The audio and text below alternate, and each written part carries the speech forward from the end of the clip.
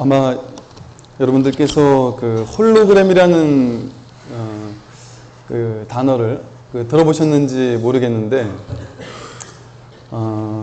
이제 우리가 보면 그 3차원의 어떤 이제 영상 같은 것들이 투영되어져서 나오는, 꼭 실제처럼 이렇게 투영돼서 나오는 어떤 그런 것들, 때때로 봤던 어떤 기억이 있을지 아마 모르겠습니다.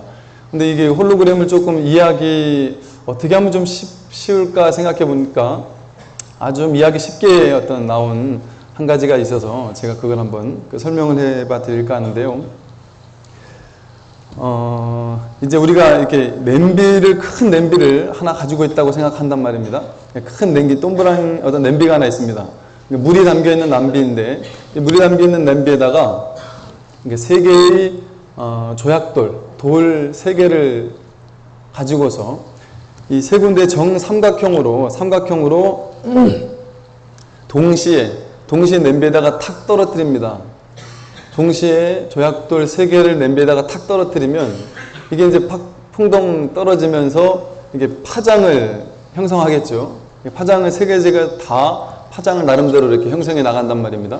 그러면서 이제 파장이 이렇게 멀리 이렇게 나갑니다. 그러면서 이 세 개의 파장이 서로 이 간섭 현상을 이렇게 이루어낸단 말이죠. 그렇게 이제 그 간섭 현상이 이루어지는데, 우리가 그 간섭 현상이 이루어질 때의 그 냄비의 물의 가장 위의 표면, 즉 돌은 이미 떨어졌고 그 위에 냄비의 표면, 그 표면을 얇게 급속으로 냉각을 시켜서 얼린다고 생각을 해본단 말이죠. 급속도로 얼려서 냉각을 딱 시켰습니다.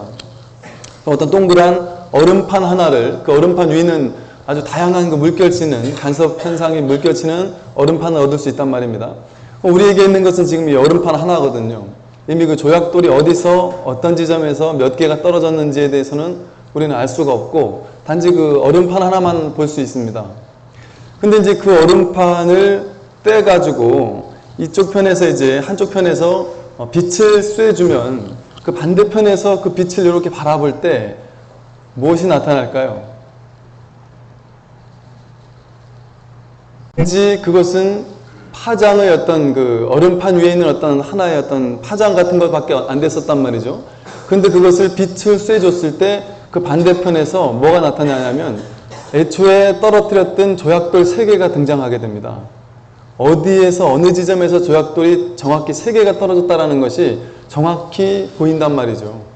그러니까 이렇게 빛을 쏴줬는데 반대에서 봤을 때 지금은 조약돌이 없는데 보인다. 그 말은 이 겉에 있는 그 얼음판이 단지 파장의 형태지만 어떤 그 조약돌 세 개가 떨어졌던 그것을 정확히 기억하고 있는 어떠한 정보의 형태로 그 판에서 기억되고 있다라고 우리가 생각할 수가 있습니다. 이것도 참 신기한 노릇인데, 이제 이 얼음판을 탁상 이제 깬단 말입니다. 얼음판이 그냥 완전 조각이 나버렸어요. 조각이 나버렸는데 그 조각난 얼음판을, 아주 잘게 조각난 얼음판 중에 하나의 조각을 들고서 동일하게 똑같이 한쪽에서 빛을 쏴줍니다.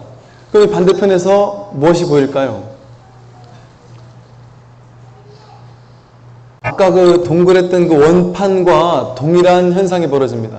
그 원판을 볼 때와 똑같이 그 작은 하나의 어떤 그 조만을 가지고 빛을 쏴주는데도 불구하고 그 속에 보이는 것은 정확히 세 개의 조약돌이 모습이 그대로 투영되어져서 보인다.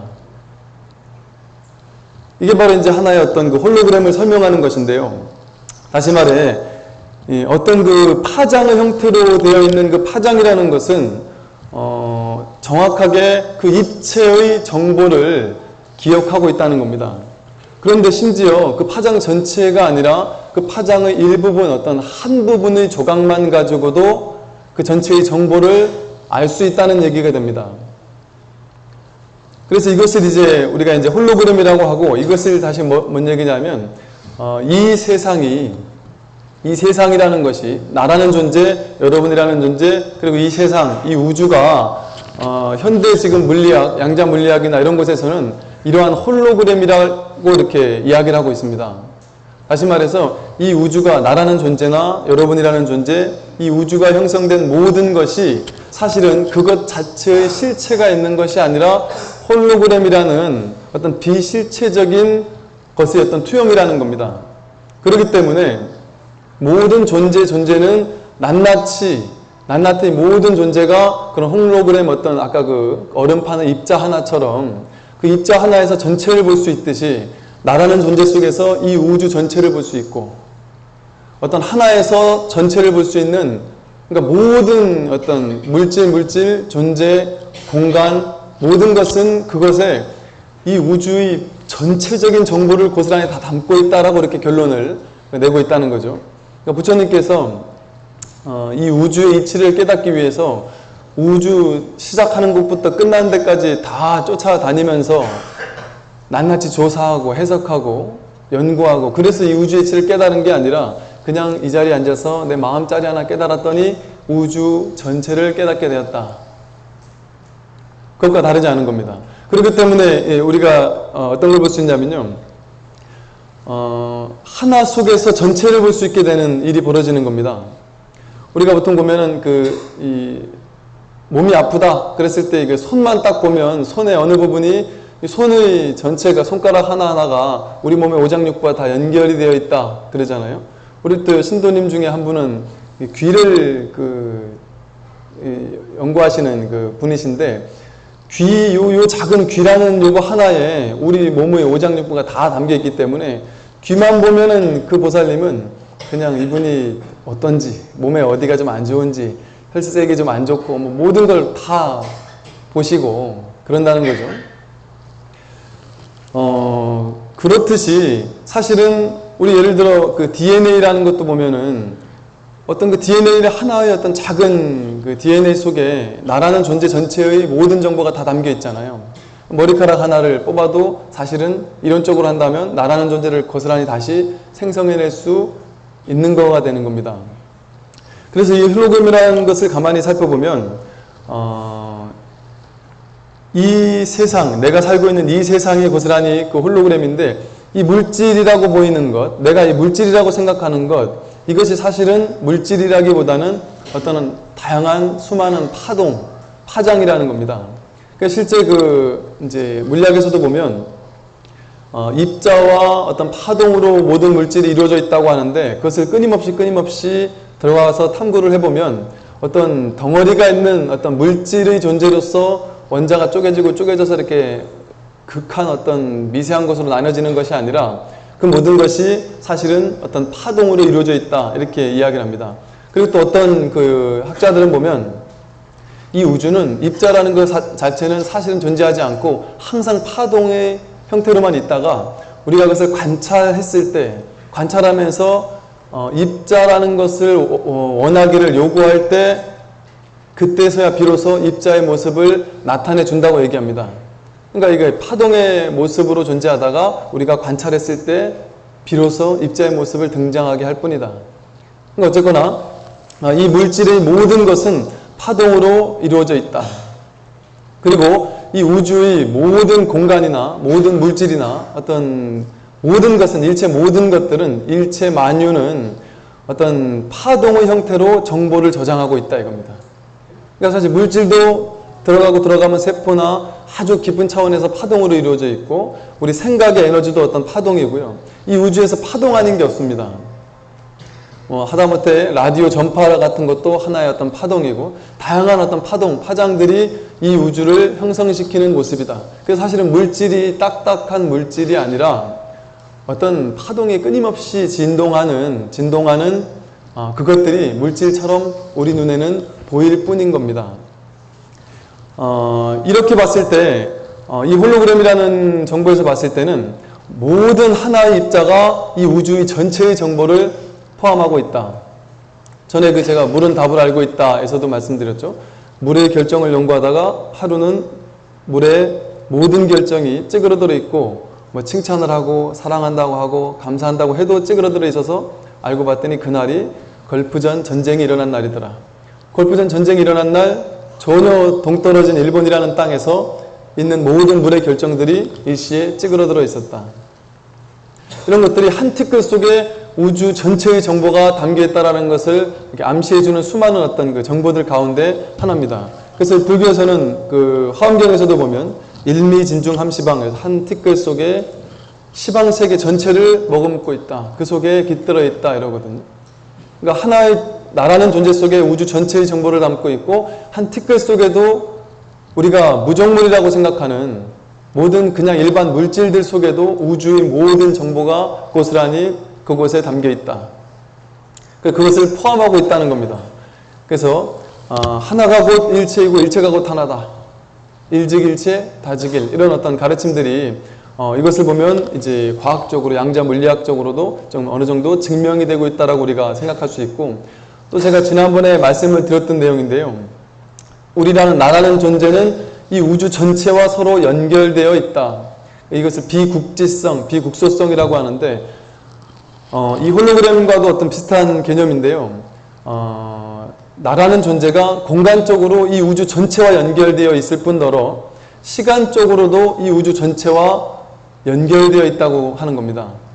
시간적, 공간적으로 우주 전체와 연결되어 있다. 이렇게 봤을 때 어찌 생각한다면 시간적으로 역사 속에서 우리가 발견되지 않았던 수많은 사료에서 찾지 못했던 다양한 역사적인 사건의 실마리를 사실은 지금 이 순간에도 이것을 발견하는 그 방법만 우리가 알 수 있다면 그 모든 역사의 사실을 지금 이 자리에서도 볼 수 있다는 얘기입니다. 지금 나라는 존재 안에서 이 우주 전체에 어떤 일이 일어나는지에 대한 일체 모든 정보가 환히 나에게 구족되어 있다는 얘기입니다. 그래서 그 시간적, 공간적인 일체 모든 것들을 이 자리에 내가 가지고 있는데 이것을 분명히 보는 분을 이제 우리가 부처님이다. 이렇게 또 깨달음이다. 라고 이야기를 할 수가 있을 겁니다. 아주 예를 들어서 어떤 파장 이런 것을 좀 예를 들어 보면 박쥐를 보면은 음파 탐지기 같은 게 이제 박쥐에게 있어서 아주 높은 진동수의 소리를 이 박쥐가 밤에 계속 발산을 한다는 거죠. 방출을 하게 됐을 때 박쥐가 먹어야 되는 어떤 곤충이 있다. 먹이가 있다 했을 때 먹이가 이렇게 곤충이 날아가는 것이 어떻게 감지를 하냐면 이 진동수의 소리 파장을 방출해 가지고 그것이 그 곤충에게 전해졌다가 곤충이 다시 반작용으로 보내는 그 파장을 이 박쥐가 딱 감지함으로써 저기에 내가 먹을 거리가 있구나, 내가 먹을 만한 것이 있구나라는 것을 알 수 있고 그 벌레가 얼마만한지, 어느 정도의 속도로 날아가고 있는지, 지금 어디쯤 날아가고 있는지조차 그 파장을 통해서 다 알고 있고, 심지어 그 박쥐는요, 그 파장이 전달되었다 다시 되돌아오는 그 파에 의해서 그 벌레가, 그 곤충이 얼마나 맛있는지, 맛이 없는 곤충인지조차 다 알고 있다 그럽니다. 그러니까 이 파장만 가지고도 그 파장 안에 모든 정보가 담겨 있는데 그 정보를 박쥐 같은 경우는 일부분 그 파장 안에 담긴 정보를 해석하는 어떤 능력이 박쥐에게는 있다고 볼 수가 있는 거죠. 그것처럼 이 파장을 통해서 이 우주 전체는 모든 것이 파장으로, 이 파동으로 이루어져 있는데 그 파장은 시간적, 공간적, 시간, 공간을 초월하는 일체 모든 정보가 모든 그 파장 속에 담겨 있다. 그 말은 일체유심주, 우리가 마음 하나에 우주의 모든 것이 담겨 있고 마음 하나로 이 우주를 다 만들어낸다라고 하는 것과 일맥상통해 있는데 마음과 우주 전체가 연결되어 있다 이런 내용과 일맥상통해 있는데 이제 하나하나 좀 우리가 이제 살펴보겠습니다. 아까 이제 그 냄비 얼음판이 그 파장 속에 모든 정보를 담고 있다고 그랬고 이게 이제 2차원인데 3차원으로 본다면 우주의 모든 그 공간 속에 온 우주의 시간적, 공간적인 모든 존재, 모든 사람, 모든 역사, 모든 어떤 정보가 총체적으로 다 담겨 있다. 그래서 제가 그 말씀 드렸습니다. 우리가 업을 지었는데 업을 지은 것이 어떻게 업보라는 것을 지금 받을 수 있느냐? 지나가던 간판이 갑자기 강풍이 몰아쳐서 또 간판을 달고 있던 그 쇠 고리가 떨어져 가지고 갑자기 간판이 떨어져서 나를 때려서 내가 죽었다. 그럼 내가 그 사람은 죽을 업이 되어서 죽은 거야 라고 쉽게 얘기하지만 어떻게 죽을 업이 되는지 알고서 강풍이 그때 몰아쳐줬고 어떻게 죽을 업이 되는 줄 알아서 그 간판을 달고 있던 쇠 고리가 그때 마침 헐거워져서 떨어져 줬는지를 이게 어떻게 이해가 되느냐라고 생각할 수 있지만 그 모든 것이 그 간판을 매달고 있던 그 쇄골이나 강풍이나 간판이나 이 모든 것이 정확하게 모든 물질 속에는 시간적인 총체적인 모든 정보가 담겨 있기 때문에 여러분들 모두의 이 우주 인류 모든 생명들이 지어왔던 업의 정보라는 총체를 그 물질 세계 또한 이 공간 또한 바람 또한 모든 것이 다 알고 있다는 겁니다. 그래서 이 우주 전체의 그 업이라는 것은 기록되어 있다. 우리 안에 있는 아레아 시계만 내 안에 기록되어 있는 것이 아니라 그 어떤 시기라는 것이 우리의 모든 업력이라는 것이 이 우주 전체에 기록되어 있다는 거죠.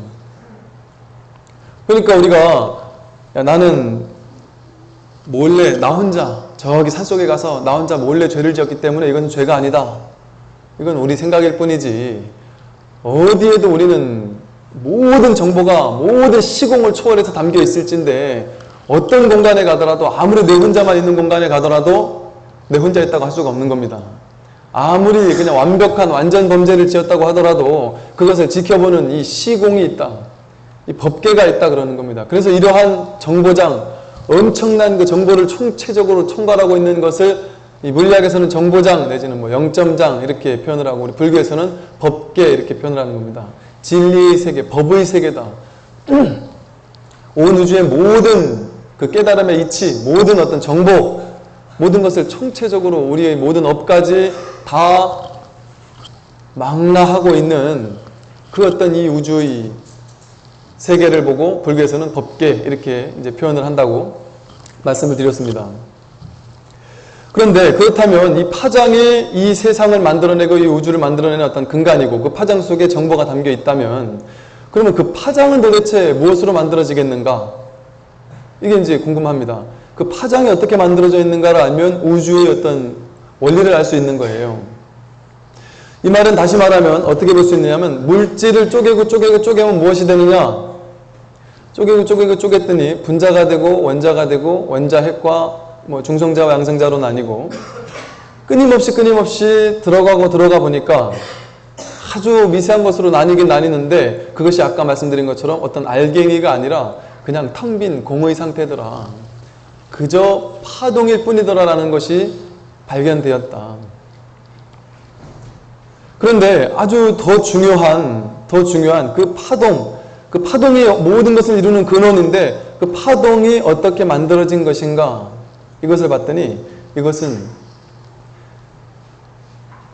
관찰자, 이게 과학자들이 밝혀내는 겁니다. 이 파동과 입자가 어떻게 만들어져 있는가를 보니까 관찰하는 관찰자의 의지에 따라서 입자와 파동이 바뀌더라.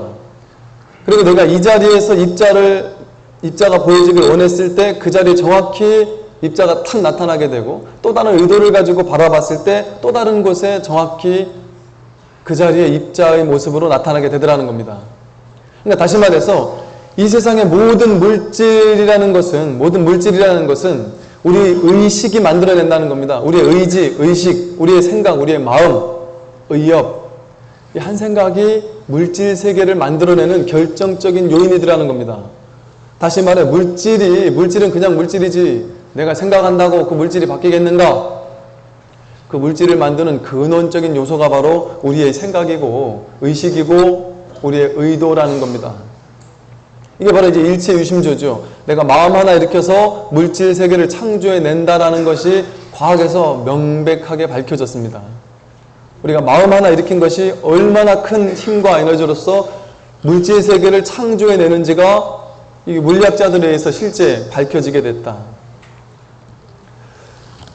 그래서 실험자가 입자를 상대로 어떤 의도를 취하기만 해도 그 입자는 실험자의 의도에 따라 반응을 한다. 다시 말해 나라는 존재의 어떤 주관성이 객관적인 물체를 구성하는 본질적인 요소가 된다는 겁니다.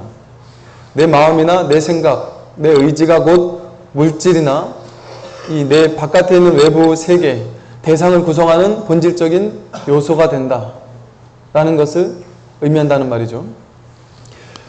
그러면 이렇게 내 의지로서, 내 생각으로서 이 파동을 만들어내는데 그 생각으로 만드는 그 파장에 담긴 에너지가 어느 정도의 에너지를 가지고 있느냐. 물질을 쪼개면 쪼갤수록 이렇게 우리가 덩치 큰 것이 큰 에너지를 가지고 있을 것 같잖아요. 근데 덩치가 작으면 작을수록 더 미세하게 쪼개면 쪼갤수록 더 엄청난 에너지를 가지고 있다 그럽니다.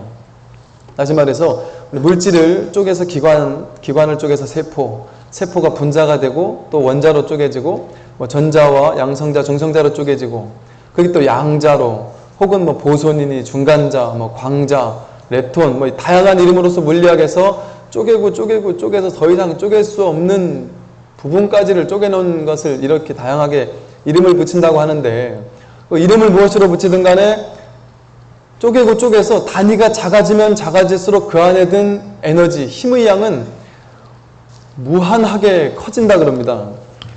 그래서 우리가 원자력 발전소니 원자탄이니 하는 것을 이렇게 생각해봐도 우리가 충분히 생각해 볼 수 있는데 그 원자의 힘, 원자핵이 가지고 있는 힘, 그 힘이 얼마나 어마어마한지를 우리가 알지 않습니까? 그런데 심지어 그 원자핵이 가지고 있는 그 원자력, 어떤 원자의 힘, 원자탄, 이런 원자의 힘보다 오히려 원자보다 더 작은 단계인 양자의 어떤 양자 물리학에서 말하는 그 양자의 힘을 갖다 댄다면 원자의 핵은 아주 미미하다 싶을 정도로 작다는 겁니다. 더 어마어마하게 큰 힘을 그 양자는 가지고 있다는 겁니다. 그 정도로 쪼개면 쪼갤수록 작은 입자가 되면 작은 입자가 될수록 더욱더 어마어마한 힘과 에너지를 가지고 있더라는 겁니다.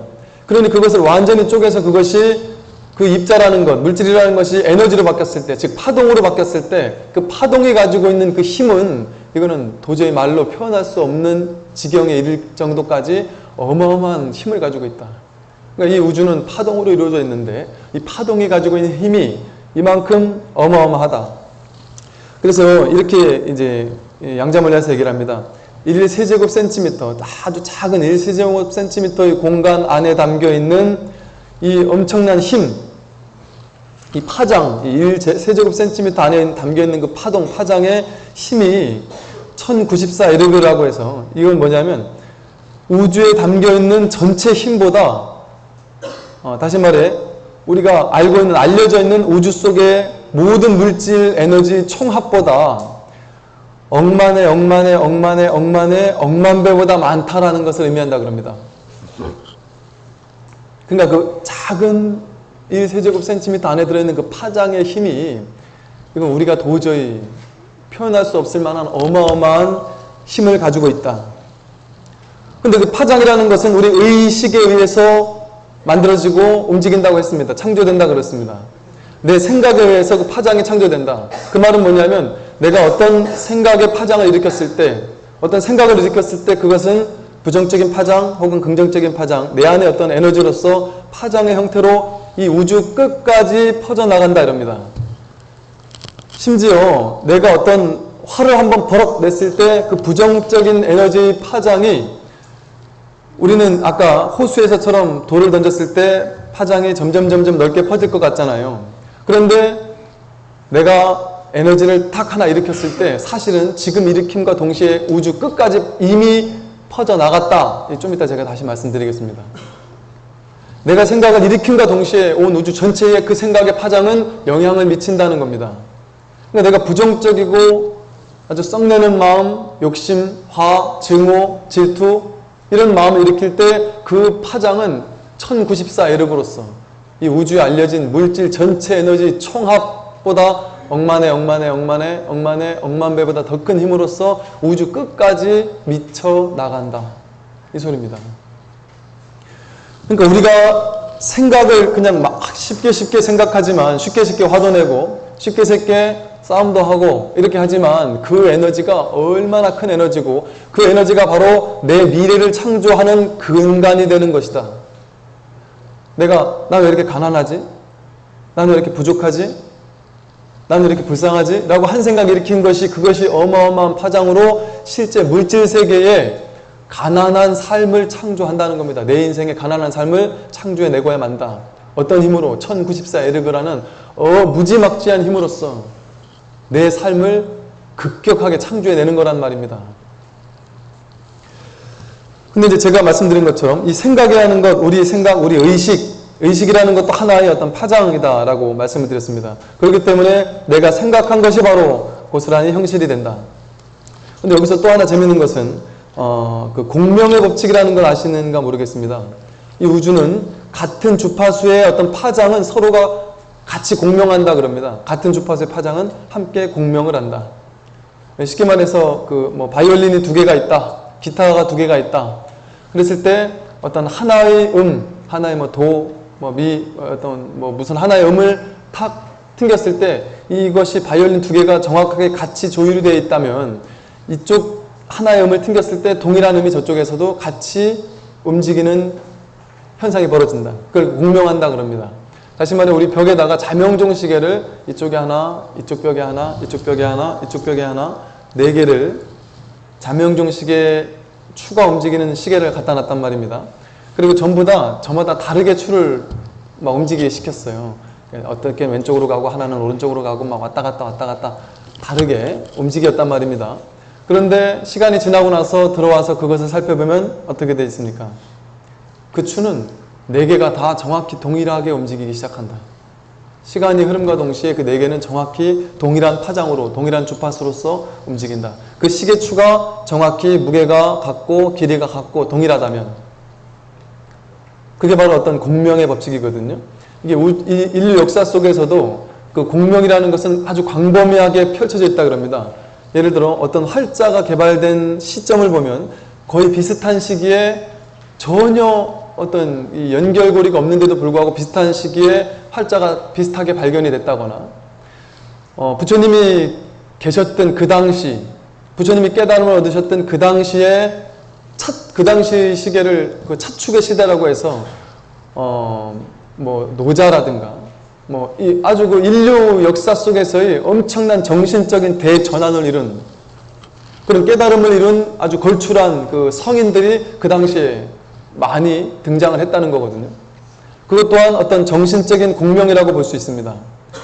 우리가 집에서 혼자 기도할 때 쉽게 말해 기도의 힘을 받는 그 에너지와 절에서 모든 사람이, 많은 사람이 모여서 함께 동일한 기도를 함으로써 동일한 주파수의 파장을 일으켰을 때 그 기도의 힘이라는 것은 전혀 다를 수밖에 없다. 내 능력이 별로 없더라도 기도 열심히 하는 도량에 가서 아주 그 법력이 있는 도반들, 힘이 있는 어떤 도반들과 스승을 모시고 기도를 하고 수행을 하고 공부를 한다. 그랬을 때 그 에너지와 그 주파수와 공명을 하게 된다는 겁니다. 또한 여러분들이 지금 이 자리에 이렇게 앉아 계시는 분 중에도 이렇게 찾아오는 것 또한 일종의 저와 여러분 간의 하나의 어떤 공명이 되었기 때문에 찾아오는 수도 있고, 이렇게 찾아오지만 자는 사람은 또 자거든요. 또 얘기를 듣지만 자기 그릇대로 받아가잖아요. 근데 어쨌거나 이 모든 것은 어떤 공명을 띠고 있다. 그래서 큰 스승이 한 분 계시게 되잖아요. 그러니까 우리나라에 어떤 정말 부처님 같은 큰 스승이 몇 분 계신다. 그것만으로도 이 지구라는, 이 한국이라는 전체 그 땅덩어리의 어떤 에너지의 힘이 전혀 다른 전환을 맞이하게 된다 그럽니다. 그래서 깨달은 자가 하나 있는 그곳은 아주 그 수승한 파장, 그 깨달음의 파장과 서로 공명을 하기 쉽다 그래요. 그래서 시계추가 다르게 움직였지만 하나로 움직이듯이, 하나로 결국에는 몰아가듯이 그 밝게 깨어있는 자의 파장이 있었을 때 그 주변은 그 파장과 일치를 이루게 된다. 그래서 훨씬 쉽게 말해서 깨닫기가 쉽다. 우리가 성격 나쁘고 아주 욕도 잘하고 아주 화를 내길 좋아하고 이런 사람과 함께 지내다 보면 나도 모르게 닮아가잖아요. 파장이 같아지는 겁니다. 주파수가, 파장의 주파수가 같아지는 거예요. 나는 이걸 배우고 싶지 않은데 그냥 욕을 그냥 맛깔나게 욕을 하는 사람 옆에 가서 며칠만 살다 보면 나도 모르게 그냥 그런 똑같은 욕이 툭툭 튀어나오거든요. 근데 의지하지 않았지만 그 파장이 나한테 공명이 된 겁니다. 그래서 내 파장으로 바뀌어버린 거예요. 그래서 부처님께서는 수행하는 데 있어서는 나와 동등하거나 나보다 나은 도반과 함께 가라. 이런 어떤 말씀을 하신 것이다. 그런데 이것은 뭐냐면 내가 어떤 생각을 하나 일으키지 않습니까? 내가 어떤 한 가지 생각을 일으킬 때 그 생각은 우주 전체와 공명한다. 그 생각 하나는 우주 끝까지 일시에 전파되어서 우주 전체와 공명을 한다. 그래서 나와 비슷한 생각, 비슷한 주파수, 비슷한 파장을 가진 에너지를 끌어당기게 돼 있는 겁니다. 공명을 하기 때문에. 그래서 비슷한 것들이 유유상종이라 그러잖아요. 비슷한 것들끼리 모이게 된다. 내가 어떤 기도를 하고 어떤 바람을 가지고 있게 되었을 때 그 강력한 에너지를 보내게 됐을 때 내 안에 있는 이 주파수, 이 에너지와 동일한 주파수 때의 사람, 동일한 주파수 때의 물질, 상황, 조건들이 나와 함께 공명을 하고 그것이 나에게 힘을 보태주게 된다는 얘기입니다. 내가 기도를 하게 되면 내 주변에 있는 이 지구상에 있는 기도하는 자의 그 주파수가 나에게 힘을 보태준다는 얘기입니다. 내가 짜증을 내고 화를 내고 욕을 하게 되고 범죄를 저지르게 되면 범죄를 저지르는 자들의 주파수가 나와 일치를 이루게 된다는 얘기예요. 우리가 이제 때때로 수행을 하다 보면 어떤 그 경계를 경험하게 되거든요. 혹은 어떤 경우에는 어떤 존재, 어떤 정신적인 존재를 만나게 되기도 하고 다양한 어떤 경계를 겪는데 그런 것 또한 파장이 일순간 맞기 때문에 그렇다. 예를 들어 사람이 이 돌아가신 저 영가를 볼 수 있습니까? 못 보는 게 당연하죠. 사람의 주파수와 영가의 주파수는 다르니까. 그런데 그 주파수 때가 달라지게 되면 우리가 사람이 어떤 때로는 수행을 통해서 내지는 또 반대로 오히려 너무 처져 있거나 너무 그냥 그 공허함에 빠져 있거나 어떤 주파수가 바뀌게 되었을 때 또 다른 어떤 존재와 이렇게 마주하게 되는 경우도 있을 수 있다. 그 주파수의 차이가 나기 때문에 그렇습니다. 그래서 우리가 수행 정진을 통해서 우리의 어떤 기운이 주파수가 수승해지면 저 천상세계의 아주 맑은 정신들과 어떤 공명을 가져올 수가 있게 되기도 한다. 그만큼 내가 생각하는 그 의업, 어떤 하나의 의업을 일으키는 것, 그것은 이 우주 전체와 공명을 하게 되기 때문에 그 힘을 주고받기 때문에 엄청난 에너지, 엄청난 힘으로써 나에게 영향을 미치는 겁니다. 근데 어떻게 쉽게 화를 내고 욕을 하고 짜증내고 욕심을 내고 이런 일들을 함부로 할 수가 있겠는가? 그 한 번의 힘이 어마어마한 에너지로서 어마어마한 힘으로써 우주 전체에 퍼져나간다. 그런데 제가 지난번에 그 말씀 드렸습니다. 입안에 혀의 세포 하나를 똑 떼가지고 한 길게는 500km까지 가져가서 연구를 했다 그럽니다. 혀에서 세포 하나만 쓱 긁어가지고 500km 떨어져서 그것을 배양해가지고 거짓말 탐지기를 연결을 시켜놓고 500km 이쪽에 있는 사람 손에 연결을 시킨 다음에 진주만에 당시에 참전했던 그 군인들을 대상으로 아주 진주만 영상물을 보여줬을 때 이 사람 거짓말 탐지기에서 일으키는 그 파장의 주파수와 그 500km 떨어져 있던 혀에서 떼놓은 그 세포가 일으키는 그 파장의 주파수와 동일하더라. 같은 반응을 보이더라는 겁니다. 이런 어떤 그 연구들이 상당히 많거든요. 그런데 신기하게도 정확히 동일한 시간에 동일한 반응을 보인다는 겁니다. 이게 어떤 파장이 빛의 속도로만 간다고 하더라도 여기서 벌컥하고 가슴에 뭔가 뜨거운 것이 일어나자마자 잠시 후에 그쪽에서 파장이 전달이 돼야 되잖아요. 근데 그 사이의 간격이 0초더라. 동일한 시간대에 같은 일이 벌어지더라는 얘기입니다. 그러니까 이것은 시간을 초월한다는 얘기예요. 우리가 생각 하나 일으킨 것이 저 우주 끝까지 가는데 엄청난 시간이 필요한 게 아니라는 얘기입니다. 빛의 속도보다 더 빠른 시간을 필요로 하지 않더라.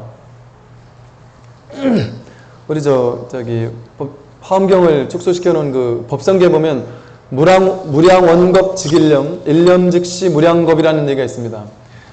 무량한 겁이라는 어마어마한 그 시간대가 바로 일념 가운데 있다. 그것이 일념과 다르지 않다. 그렇게 얘기를 하거든요. 바로 이 말입니다. 내가 일으킨 어떤 한 생각, 하나의 파장이 우주 끝까지 전달되는 데는 시간을 필요로 하지 않는다. 직바로 전달된다 이 얘기입니다. 우리가 어떤 기도를 하게 됐을 때 어떤 마음을 일으키게 됐을 때 그것이 영향을 미치는 데는 시간을 필요로 하지 않는다. 직바로 우주 전체와 연결되어서 영향을 미치게 된다. 예를 들어 내가 몸이 안 좋아서 아주 안 좋은 병에 걸렸습니다. 그래서 마음속에서 이것이 다 치유되었다라고 스스로 그냥 믿고 난 치유되었다. 부처님께서 다 치유해 주셨다. 라고 그냥 굳게 믿는 어떤 파장을 일으켰다. 그러면 그 에너지가 모든 내 주변의 물질 세계 전체와 연결되어 있기 때문에 동시간대에 내 몸에 있는 암세포, 종양의 모든 세포, 내 몸에 있는 모든 물의 결정, 세포 하나하나와 직접적으로 순간 연결이 되고, 그뿐 아니라 내 바깥에 있는 모든 사람들, 갑자기 그렇게 마음을 바꾸는 순간 나는 죽으니까 내 인생 끝이구나라고 해서 좌절하던 마음에서 한 생각 돌이켜서 밝은 마음으로 일으킴과 동시에 갑자기 그날 절에서 기도하고 돌아가자마자 남편이 나한테 갑자기 잘해주기 시작하고, 자식이 나한테 맨날 짜증을 내다가 갑자기 그러지 않게 되기 시작하고, 병원에 갔는데 딴 때 같으면 의사들이 나한테 별 관심도 없이 대충대충 넘어가던 의사가 갑자기 그날따라 그날부터 나한테 잘해주기 시작한단 말입니다. 그 의사 몸에 있는 모든 세포 하나하나까지 공명이 된다. 즉 내가 공명된 그 모든 것이 이 우주의 전체의 모든 에너지가 나를 돕는, 나와 공명되는 그 에너지로 바뀌기 시작하고, 그런 주파수만 내가 끌어당기게 된다. 그게 바로 이 우리 생각, 의욕, 이것이 가진 힘입니다. 그래서 우리가 내 생각이 이 우주를 만들어낸다 하는 것은 뭐냐면, 생각이라는 것은 의업이고요. 이 의업이 나아가서 구업으로, 이 말로 바뀌고, 이 구업이 나아가서 몸으로, 행동으로 바뀌어서 신업으로 바뀝니다. 이 생각 하나가 말과 행동을 결정하게 된다. 그래서 생각과 말과 행동, 우리들의 생각과 말과 행동이 내 세상을 창조하는 겁니다. 나아가서 이 우주에 있는 모든 사람들의 말과 생각과 행동이 이 우주를 창조해내는 겁니다. 그 창조의 어떤 힘이라는 것이 너무나도 어마어마하다, 이 소리입니다. 이처럼 우리가 이제 살고 있는 이 세상이 이제 창조되는 이치를 알았습니다. 이 세상이 창조되는 이치는 바로 내가 생각하고 말하고 행동한 이 신고의 삼업으로서 창조를 하는데, 이 신고의 삼업이 생각도 파장이요, 말도 파장이고, 몸의 행위도 파장이다. 파장으로서 이 우주 끝까지 퍼져나간다.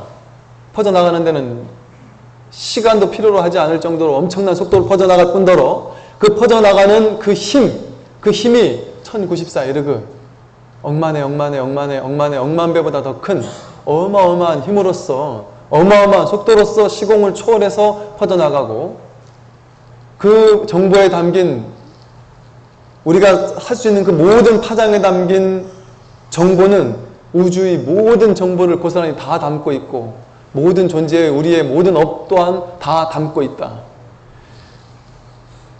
이게 얼마나 엄청난 세상입니까? 어마어마한 세상 속을 우리가 감히 말로 표현할 수 없는 이 엄청난 세상을 우리가 살고 있는 거고, 그러한 큰 힘으로써 우리가 마음을 쓰고 있는 겁니까? 우리가 생각했던 내가 나의 다가 아니다. 나는 능력 없고, 나는 돈도 없고, 나는 재능도 없게 생각했던, 나는 무능력하다고 생각했던 그 나의 본질은 결코 그렇지 않다. 나의 생각이 나는 능력 없어, 야 나는 공부도 못하고, 나는 운동신경도 없고, 나는 가난하고, 내 스스로 한정짓는 그 마음, 그 생각이 나의 능력을 한정짓게 하는 겁니다. 그 어마어마한 힘으로, 그 파장이 지닌, 내 생각이라는 파장이 지닌 어마어마한 힘으로 한편으로는 부자가 되고 싶으나 한편으로는 나는 가난해라는 그 엄청난 에너지를 발산시키는 겁니다. 그 엄청난 에너지로 자기의 힘을 꽃 피우는 데 쓰지 않고 자기 힘을 스스로 한정짓는 데 쓰고 있다. 내가 내 스스로 내 능력을 한정짓고 있으니까 그 엄청난 에너지를 가지고 나의 능력을 제한하는 데 쓰고 있단 말입니다. 이렇게 소비하고 있다. 활짝 꽃 피우는 데 쓰지 못하고. 얼마나 우리가 허망한 일들을 지금까지 해오고 있는 겁니까? 이를테면 무엇과도 같으냐? 제가 몇 번 말씀을 드린 것처럼, 예를 들어 병이 난 사람이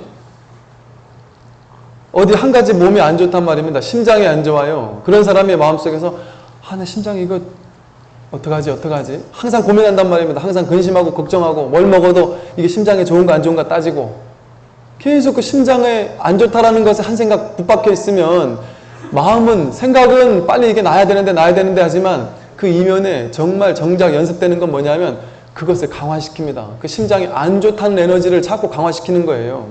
그러니까 심장이 더 안 좋아질 수밖에 없습니다. 뚱뚱한 사람이 다이어트 해야 되는데 하는 그 다이어트 해야 되는데 하는 그 한 생각에 집착해 있으면 다이어트 해야 되는데 하는 그 한 생각 때문에 먹지 말아야 되는데 하는 그 한 생각 때문에 안 먹어지는 게 아니라 오히려 더 집착이 들어서 더 먹게 되죠. 그것 같다. 가난한 사람이 빨리 부자가 돼야 되는데 하고 부처님 부자가 되게 해주십시오 하고 빌지만 사실은 그 이면에는 나는 지금은 가난합니다. 나는 지금은 부족하고 결핍되어 있습니다. 라는 것을 엄청난 파장으로 이 우주를 향해서 쏘고 있는 것이다. 이런 식으로 우리는 이 엄청난 우리 안에 잠재되어 있는 힘을 가지고 거꾸로 쓰고 있는 겁니다. 그러면 이제 막바지에 다다랐는데 가장 중요한 그 막바지 결론에 다다랐는데요. 이렇게 나의 생각, 말, 행동이라는 신구의 삼업으로서 이 우주를 창조해내고 내 세상을 창조해낸다. 그러면 이렇게 만들어낸 세상이 과연 어떤 것인가? 예를 들어 요즘에 시크릿이라는 책이 아주 유명하고요. 마음으로 부자가 될 수 있다. 성공할 수 있다. 성공에 대한 철학에 대해서 요즘에 많은 책들이 우죽순으로 쏟아져 나오고 있는데 그 많은 것들이 얘기하고 있는 게 지금 제가 말씀드린 여기까지입니다. 생각의 힘으로, 마음의 힘으로 부자가 되라. 마음에 부자를 그리면 부자가 될 수 있다. 마음의 힘은 엄청나기 때문에 마음의 힘으로 성공하려고 한다면 성공할 수 있다. 그것을 마음에 그리면 그것이 현실로 이루어진다. 이렇게까지 얘기하고 있다. 그것까지는 틀린 말은 아니다. 그러나 그것을, 그 마음의 힘을 부자가 되는 쪽, 성공하는 쪽으로 자꾸 돌리려고 애쓰는 것이 요즘 나온 수많은 책들의 결론이다. 근데 거기서 끝나느냐? 그렇지가 않습니다. 예를 들어 우리가 그 마음의 에너지를 써서 부자가 됐습니다. 성공했어요. 큰 인기를 누리는 어떤 연예인이 됐습니다. 그러면 거기서 우리 행복도 거기서 끝날까요? 부자가 된다는 것은 곧 나의 행복을 의미하겠습니까?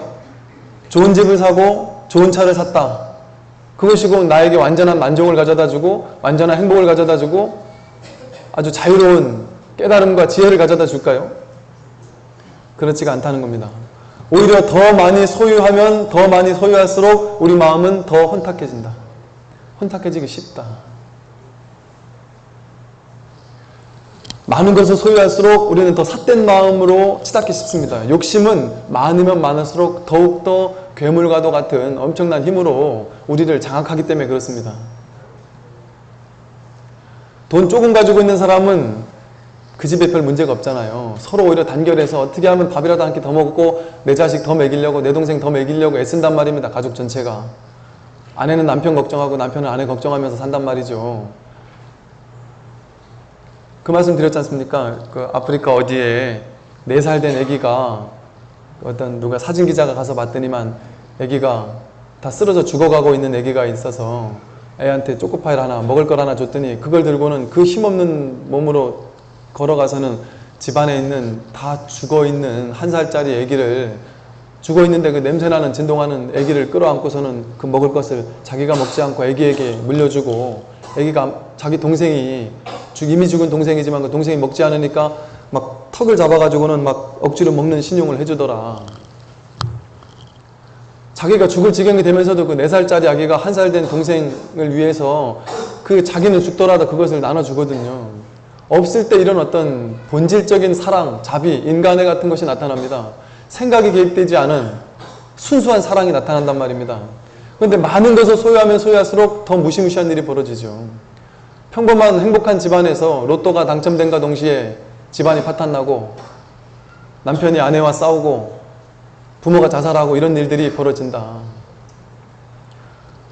권력이 없는 곳에서는 권력의 암투가 일어나지 않죠. 권력이 있는 곳에서는 부모가 자식을 죽이고 자식이 부모 죽이고 형제를 죽이는 권력 싸움이 세계적으로 얼마나 많이 권력을 가지고 있는 집단에서 일어났습니까? 그러면 이렇게 부자나 성공이나 이것만이 전부가 아니라는 게 분명해졌습니다. 그렇다면 어떤 것이 가장 올바른 것일까? 어떤 것이 분명한 것일까? 그것은 뭐냐면요. 우리가 생각하는 성공이라는 것은 사실은 그 성공 이면의 실패를 가지고 있습니다. 우리가 옳다라고, 전적으로 옳다라고 생각하는 것은 사실은 틀린 가능성을 내포하고 있습니다. 그래서 불교에서는 불법이 진리이지만 불법이라는 진리에도 집착한다면 그것은 더 이상 진리가 아니다. 아무리 옳은 것이라도 거기에 집착하는 순간, 집착해서 그것만이 전부라고 고집하는 순간 그것은 진리의 기능을 상실합니다. 그 말은 전적으로 옳다라고 고집하는 것은 그것은 전적으로 틀릴 수 있다는 얘기예요. 우리가 너무 미친 듯이 사랑에 빠지게 되면 사실은 사랑이라고 하지만 그 이면에 증오를 항상 내포하고 있는 것이다. 사랑하는 사람이 나를 떠나서 딴 남자에게로 왔을 때 더 큰 괴로움과 좌절이 있는 것처럼. 그러니까 우리가 생각하는 행복이라는 것, 성공이라는 것, 사랑이라는 것, 옳다는 것, 이 모든 것은 그 극단적인 이면을 항상 함께 내포하고 있습니다. 그렇기 때문에 그것은 근원이 아니라고 하는 거예요. 우리가 생각이 만들어내는 것, 의욕, 이 생각이 만들어내는 모든 작용들은 옳고 그르거나 맞고 틀리거나 성공과 실패, 좋다 나쁘다 하는 그 이면의 극단적인 모습을 함께 가지고 있습니다. 그것은 근원적이지 못합니다. 그리고 그것을 가지고 이 세상을 이렇게 창조해내고 있는 겁니다. 이 세상을 창조해내는 것이 좋은 일 아닙니까? 이렇게 과학기술의 개발을 발전하고 아파트가 만들어지고 에어컨이 만들어지고 이 좋은 것들이 만들어지는 게 좋은 거 아닙니까? 라고 생각할지 모르지만 그것은 다 근원적이지 못한 것이다. 이 엄청난 과학기술의 발전과 대도시 이런 것들이 이 지구를 지금 멸망으로 이끌고 있지 않습니까? 인위적인 어떤 에너지 힘, 그것이 성공적이라고 생각할지 모르지만 사실은 그것은 성공이 아니라 실패의 가능성을 함께 포함하고 있는 것이다. 우리는 지금 이 문명의 이기를 누리고 있지만 그 이면에 지구가 언제 멸망할지 모르는, 언제 지구가 기상이변으로서 나를 몰아칠지 모르는, 얼마 전에 광주에서도 시내에서 보니까 조금만 더 이 가뭄이 들면 3일에 하루 급수하는 걸 할지 모른다 이런 얘기를 하던데, 그런 어떤 그 이면의 어떤 행복의 그 이면에 또 다른 것을 항상 함께 가지고 있는 겁니다.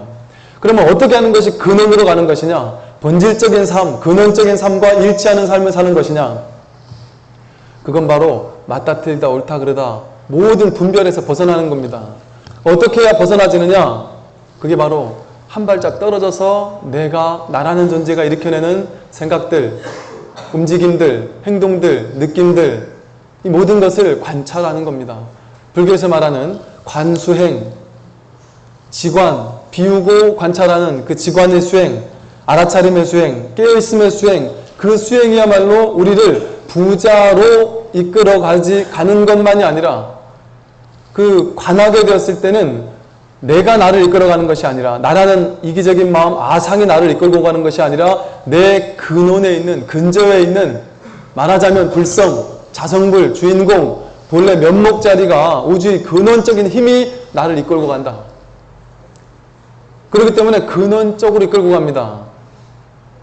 우리들이 생각으로는 판단할 수 없는 보다 근원적인 곳으로 나를 이끌고 간다. 물론 그것이 때로 우리 생각으로 판단했을 때는 언뜻 좋아 보이지 않을 수도 있어요.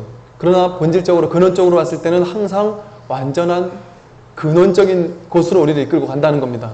그래서 그 이면의 행복 이면의 불행, 사랑 이면의 증오 이런 것을 내포하지 않는, 그러니까 다시 말해서 어떤 상황이 오더라도 어떤 인연이 오더라도 내 삶에 어떤 일이 벌어지더라도 항상 여여할 수 있고 항상 행복할 수 있고 어떤 상황에서도 휘둘리지 않을 수 있고 흔들리지 않을 수 있는 자기중심이 잡힌 그런 어떤 힘으로 나를 이끌고 가고 내 삶을 이끌고 가고 이 지구를, 이 우주를, 이 인류를 이끌고 가는 힘이라는 겁니다.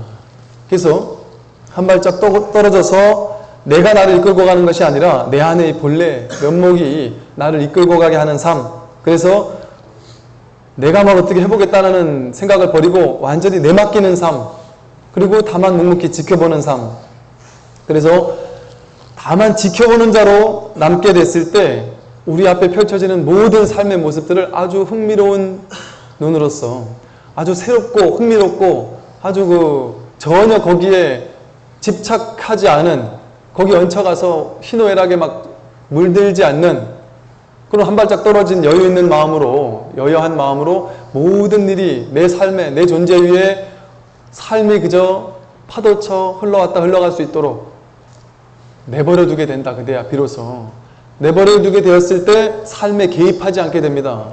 즐거움과 괴로움 속에 깊이 빠져서 그곳에서 울고 웃고 하지 않게 되고 항상 흥미롭게, 새롭게, 아주 조화롭게 삶을 충분히 누릴 수 있게 된다는 겁니다.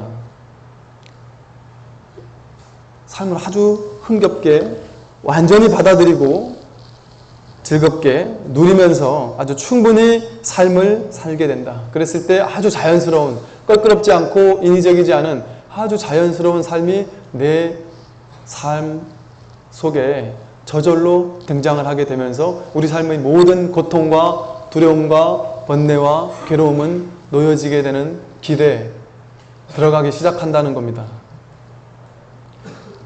지금까지 제가 말씀드린 것이 어찌 보면 우리 삶의 근원, 그리고 이 현상세계의 본질과 근원세계의 본질에 대해서 말씀을 드린 부분이에요. 이 부분을 조금 더 한번 사유를 깊이 해보시고 수행을 통해서 이 자리가 과연 어떤 자리인가를 스스로 직접 느끼고 체득할 수 있는 그런 계기를 삼았으면 좋겠습니다.